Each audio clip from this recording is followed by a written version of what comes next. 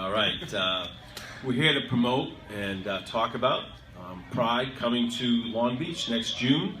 And one of the things I mentioned to Jack Schneerman is I certainly can help out bringing great entertainment to Long Beach for Pride weekend. And we have several people on the panel here that can help in several ways. First of all, Dave, Sean, I think your film, Cherries in Season, would be a big hit. Talk about your film and how do you think it would be received during Pride Week coming to Long Beach next June? Do you want me to hold it? Yeah. Okay. I think our film is a respectful and honest portrayal of a little nice pocket of gay culture right now. And what better to kind of like encourage people to be open and accepting than show something how it really is in a way that's really kind of cool. I mean, I don't think anyone watched our film and went, oh God, you know, I don't think anyone saw anything in our film and went, oh my God, I can't possibly. It really shows it as, you know, natural and normal and fun and, you know, totally something you can accept. Yeah, I would say so. I mean, it puts gay culture in a light that I think that LGBT culture, and in a light that I think a lot of people aren't used to seeing. A lot of people are used to seeing how things are portrayed in the media now with, you know, same-sex marriage and extreme religious groups being angry, whereas we're showing a side of the culture that's, look, people are people. You know, like, a human is still a human. It doesn't matter. It really doesn't matter. And how we got to where we are, and why Pride Week exists, really, and why it's in June, which is because of the Stonewall riots, which took place on June 28th. And there's only so much that me and Dave and I can say.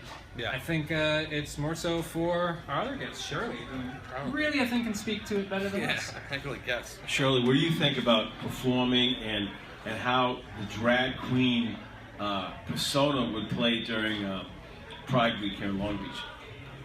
Well, I can only hope that the people of Long Beach love jazz. So, I did a show almost directly after the tragic shooting at Orlando, and it was such a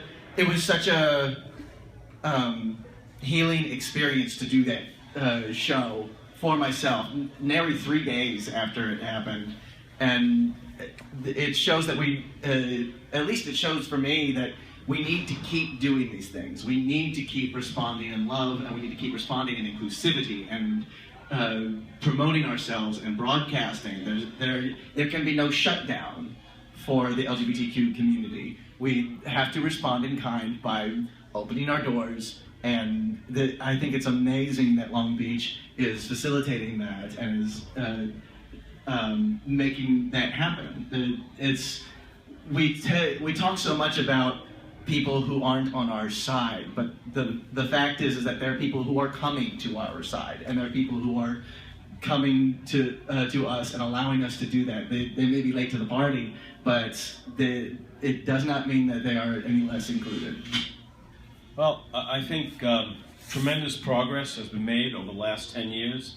I mean, if you had said 10 years ago, 15 years ago, that gay marriage would be legal in all 50 states, people would have a very hard time believing that, especially with so many conservative states like Utah out there and the Deep South. So I think that's tremendous progress. But I feel that after the Orlando tragedy, it really helped unify the gay community, that people felt a solidarity with the people in Orlando, and I saw so many things on Facebook, we are Orlando. So I really felt, and you looked at the massive crowds at the Stonewall and all throughout the country, so I really felt through a terrible, horrible, horrific tragedy, it really unified the gay community throughout the world, really.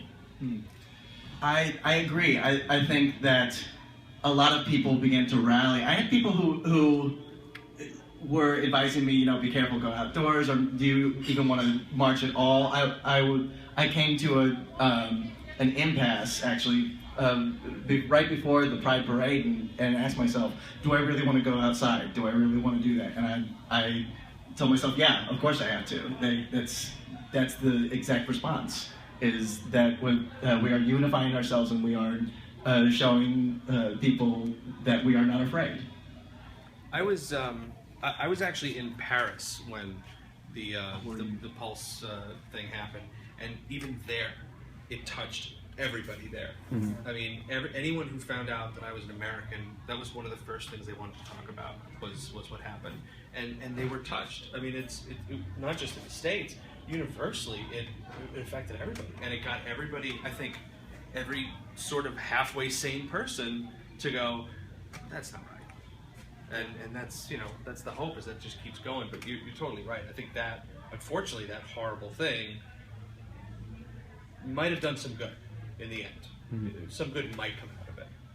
Oh, absolutely, and I think next June, when Long Beach hosts Pride, it's going to be spectacular. Because Long Beach really is the home of the spectacular events. You fellas experienced it firsthand, the Long Beach International Film Festival. We get first Sunday in February, we get over 25,000 people on the boardwalk for the Polar Bears and the Super Bowl Splash. And I think Pride coming to Long Beach is going to be huge. You're going to see thousands of people coming from Manhattan off the train, and I think it's going to be great. And you mentioned jazz. Long Beach has a Long Beach Jazz Festival, and for 4 days it's standing room only. So Long Beach loves its jazz, so you got no worries there. And I think that Long Beach really is the mecca for music, and I think that the entertainment bring in for that weekend is going to be great. But I think more importantly than the entertainment, it's the unity. And I think Long Beach will be the centering spot of unifying the gay community, and people are going to be coming in from all over the country to celebrate Pride next June here in Long Beach.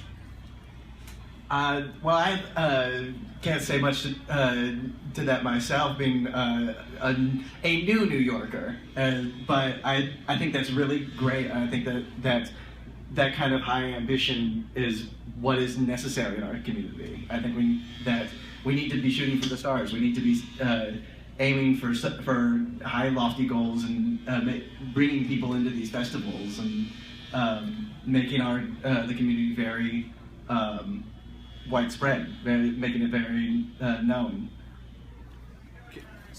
At the risk of upsetting North Shore people, Huntington, where it's been, is pinky up cool.